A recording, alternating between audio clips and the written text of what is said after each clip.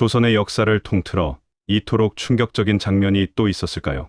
한 여인이 왕비의 자리에서 쫓겨나 차디찬 골방 안에 홀로 앉아 사약을 기다리고 있었습니다.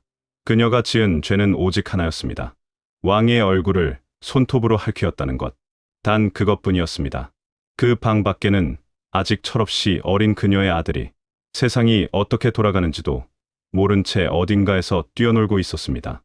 그 아이의 이름은 훗날 조선의 역사에서 가장 두렵고 잔인한 이름으로 기록되게 됩니다. 바로 연산군이었습니다. 어머니가 사약을 받고 세상을 떠났다는 사실을 알게 된 날, 그는 조선 역사상 그 누구도 감히 상상하지 못했던 피해 복수를 시작합니다. 하지만 그 이야기를 하기 전에 먼저 한 여인의 이야기를 해야만 합니다. 왕의 사랑을 온몸으로 받았고 왕비의 자리에까지 올랐으며 그리고 결국 사약한 사발로 생을 마감해야 했던 한 여인의 이야기입니다.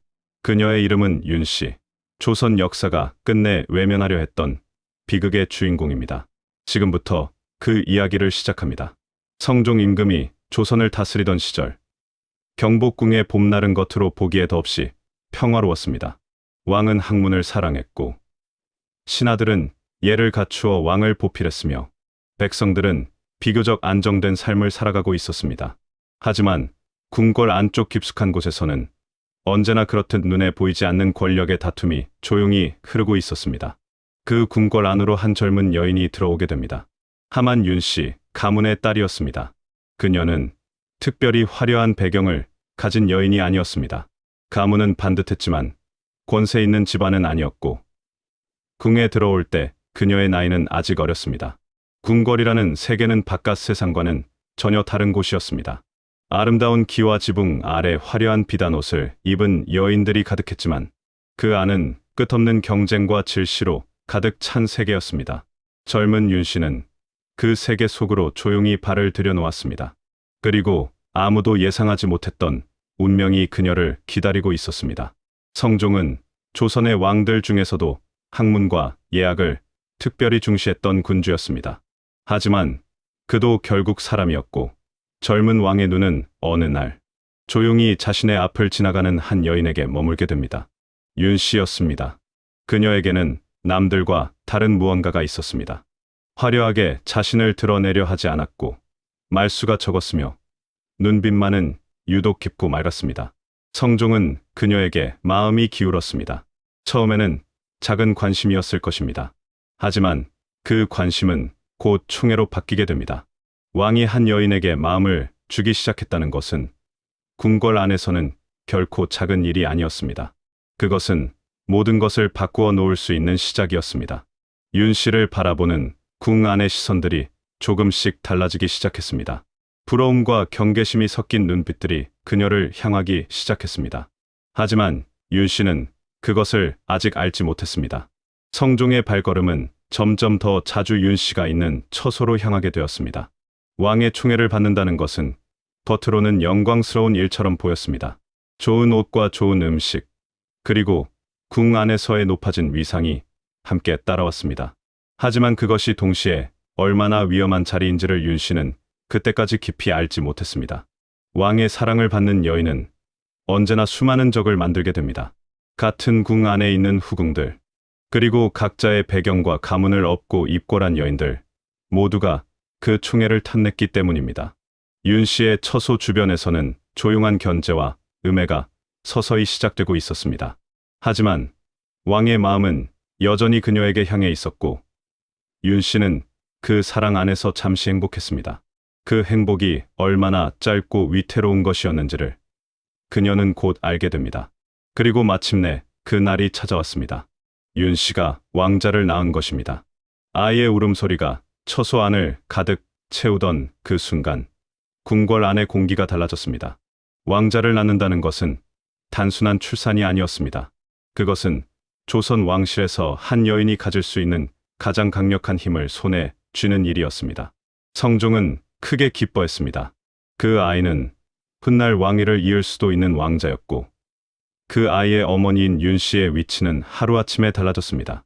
그러나 그것은 동시에 수많은 여인들의 시기와 질투가 본격적으로 불타오르기 시작했다는 것을 의미하기도 했습니다. 왕자를 낳은 윤 씨를 바라보는 궁 안의 눈빛들은 더욱 날카로워졌습니다.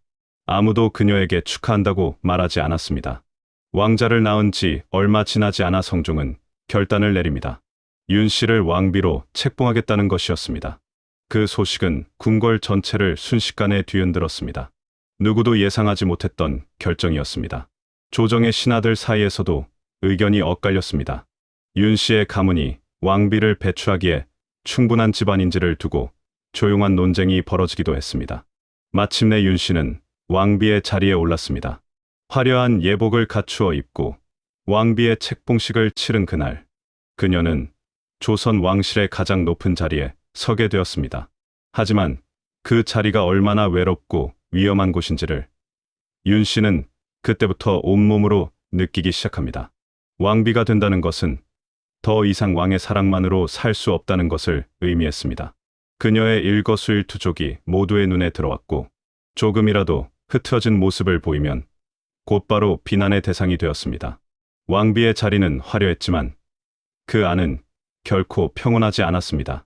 성종에게는 윤 씨 외에도 여러 후궁들이 있었습니다. 그리고 그 후궁들 중 일부는 왕의 총애를 여전히 받고 있었습니다. 왕비의 자리에 오른 뒤에도 성종이 다른 후궁들의 처소로 발걸음을 옮기는 일은 계속되었습니다. 그것은 조선의 왕실에서 너무나 당연한 일이었습니다. 왕에게는 왕비 외에도 여러 여인들이 있었고 그 여인들은 모두 왕실의 제도 안에서 공식적으로 인정된 존재들이었습니다. 하지만 그것을 머리로 안다는 것과 가슴으로 받아들인다는 것은 전혀 다른 문제였습니다.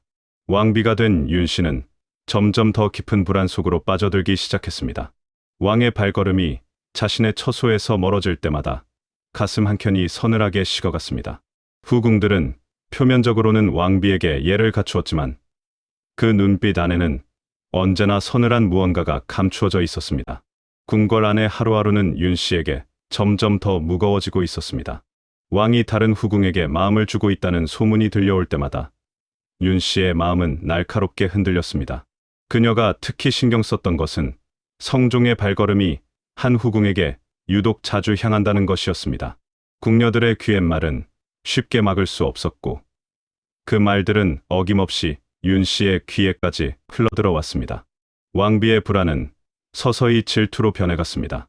질투는 사람을 바꿉니다. 조용하고 눈빛이 깊던 윤 씨는 조금씩 날이 서기 시작했습니다.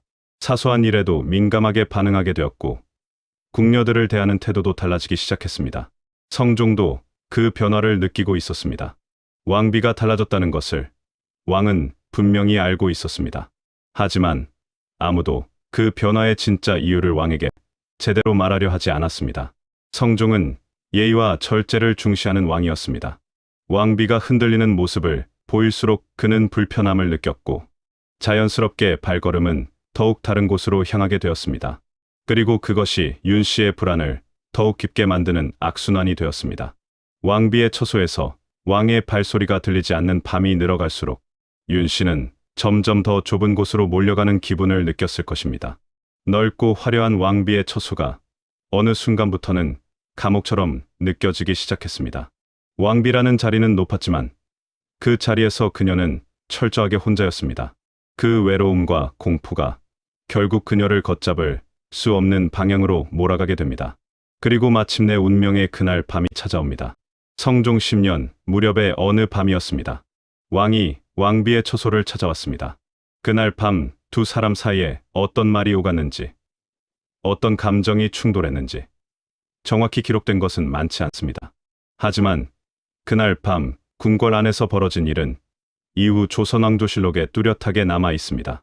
왕비 윤 씨가 성종의 얼굴을 손톱으로 핥혔습니다. 왕의 얼굴에 손톱 자국이 남았습니다. 그 순간 궁궐 안의 공기가 얼어붙었습니다. 감히 왕의 얼굴에 손을 댄다는 것은 조선의 법도로는 상상조차 할 수 없는 일이었습니다. 설령 그것이 왕비라 하더라도, 아니 왕비이기에 더욱 그 행위는 용납될 수 없는 것이었습니다. 성종은 그 밤 아무 말도 하지 않고 처소를 떠났다고 합니다. 하지만 그 침묵은 결코 용서를 의미하는 것이 아니었습니다. 다음 날 아침 궁궐 안에는 이미 소문이 퍼져 있었습니다. 왕비가 성종의 얼굴을 핥히었다는 것, 왕의 뺨에 손톱 자국이 남아 있다는 것. 신하들이 왕의 얼굴을 바라보았습니다. 그리고 그 자국을 확인했습니다. 조정은 즉각 발칵 뒤집혔습니다. 이것은 단순한 부부 사이의 다툼이 아니었습니다. 이것은 왕의 권위에 대한 도전으로 받아들여졌습니다. 왕비가 왕에게 손을 댔다는 사실 하나로 윤 씨를 둘러싼 모든 상황은 되돌릴 수 없는 방향으로 흘러가기 시작합니다. 그동안 윤 씨를 경계하고 시기하던 세력들에게 이 사건은 절호의 기회였습니다. 그들은 조용히 움직이기 시작했습니다. 조정의 대신들이 들고 일어났습니다. 왕비를 그대로 둘 수 없다는 목소리가 터져 나오기 시작했습니다. 왕의 권위를 무시한 왕비를 어찌 왕실의 국모로 인정할 수 있겠느냐는 것이었습니다. 성종은 처음에는 사건을 조용히 덮으려 했습니다. 하지만 대신들의 압박은 쉽게 가라앉지 않았습니다. 날이 갈수록 왕비를 폐해야 한다는 목소리는 더욱 커졌고 조정 안의 분위기는 돌이킬 수 없는 방향으로 굳어져 갔습니다. 윤 씨는 그 사실을 알고 있었을까요? 자신이 저지른 그 하나의 행동이 얼마나 거대한 파도가 되어 자신을 덮쳐오고 있는지를 그녀는 느끼고 있었을 것입니다. 하지만 이미 너무 늦어 있었습니다. 조정에서는 매일같이 왕비를 폐해야 한다는 상소가 올라왔습니다. 신하들은 왕 앞에 엎드려 간청했습니다. 왕실의 채통을 세워야 한다는 것이었습니다. 왕의 얼굴에 손톱 자국을 낸 여인을 왕비의 자리에 그대로 둘 수는 없다는 것이었습니다. 성종 역시 흔들리고 있었습니다. 그는 윤 씨에게 한때 진심 어린 마음을 가졌던 사람이었습니다. 그리고 그녀가 낳은 왕자를 생각하면 쉽게 결단을 내리기 어려운 것도 사실이었습니다. 하지만 왕은 왕이기 이전의 조선의 군주였습니다. 왕의 권위는 무엇보다 우선이었고 그 권위에 흠을 낸 존재를 그대로 왕비로 둔다는 것은 스스로 그 권위를 포기하는 것이나 마찬가지였습니다. 성종은 결국 결단을 내립니다. 왕비 윤 씨의 폐위가 결정되었습니다. 그 소식이 전해지던 날, 윤 씨의 처소 안은 어떤 모습이었을까요?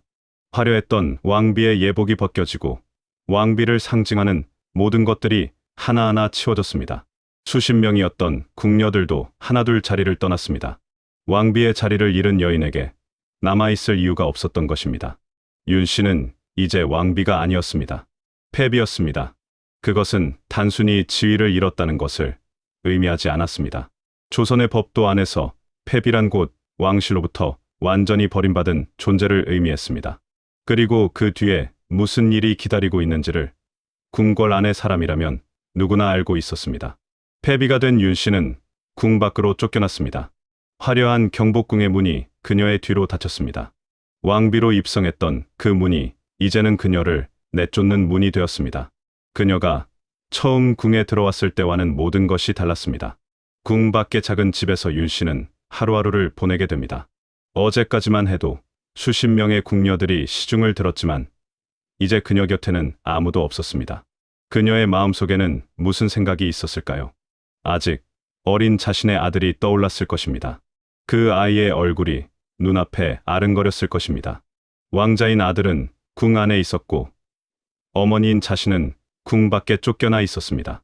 그 거리가 얼마나 멀고 아프게 느껴졌을지는 말로 다 할 수 없습니다. 궁 밖의 생활은 길지 않았습니다. 패비 윤 씨를 둘러싼 조정의 논의는 그녀가 궁을 떠난 뒤에도 멈추지 않았습니다. 일부 대신들은 패비를 그대로 살려두는 것 자체가 위험하다는 의견을 내놓기 시작했습니다.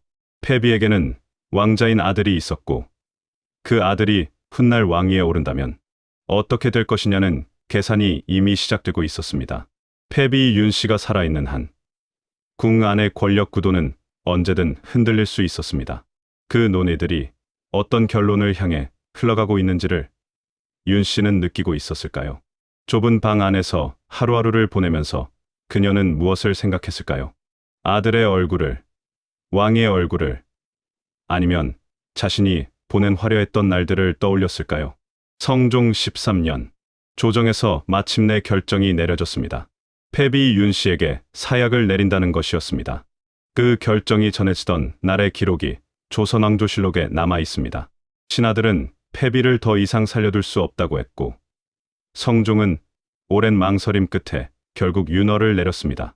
사약을 담은 그릇이 패비의 처소로 향했습니다. 그것을 들고 간 사람들의 발걸음은 얼마나 무거웠을까요? 아니면 그들은 아무런 감정 없이 그저 명을 받들어 움직였을까요? 패비의 방문이 열렸습니다. 방 안에는 윤 씨가 홀로 앉아 있었습니다. 사약이 든 그릇이 그녀의 앞에 놓였습니다. 그 순간 그녀의 눈빛이 어땠는지, 그녀가 어떤 표정을 지었는지, 어떤 말을 했는지는 정확히 전해지지 않습니다.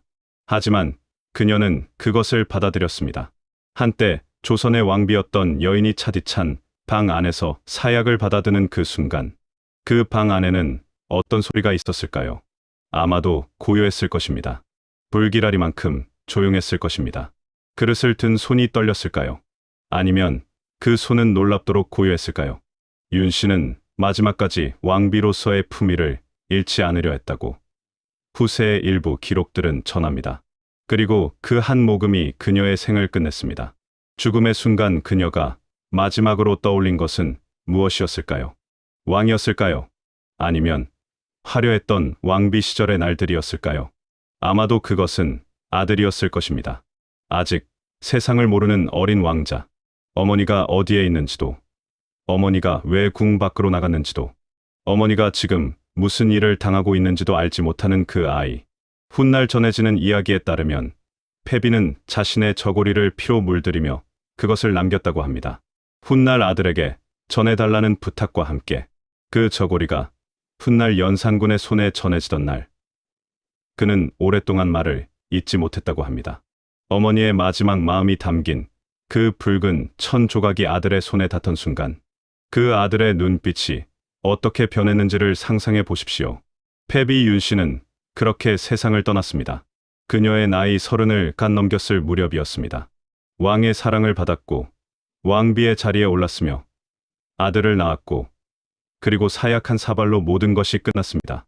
그녀의 아들은 자랐습니다. 그리고 훗날 그 아들은 조선의 왕이 되었습니다. 연산군이 즉위한 뒤 어머니의 죽음에 관한 진실을 알게 되던 날, 그는 조선 역사상 아무도 감히 상상하지 못했던 피해 복수를 시작합니다. 어머니의 죽음에 관여한 자들을 찾아냈고, 이미 세상을 떠난 자들은 무덤에서 꺼내 형벌을 내렸으며, 살아있는 자들은 단 한 명도 남기지 않았습니다. 그 복수의 피바람 속에서 조선의 조정은 뒤흔들렸고 수많은 신하들이 목숨을 잃었습니다. 그렇게 한 어머니의 죽음은 훗날 조선을 뒤흔드는 거대한 피바람이 되었습니다. 역사는 그녀를 패비 윤 씨라 기록합니다. 하지만 어쩌면 그녀는 마지막 순간까지 그저 한 아이의 어머니였을지 모릅니다. 영상이 도움이 되셨다면 구독과 좋아요 부탁드립니다. 댓글로 다음에 보고 싶은 조선 역사 이야기를 남겨주시면 다음 영상 주제로 반영하겠습니다.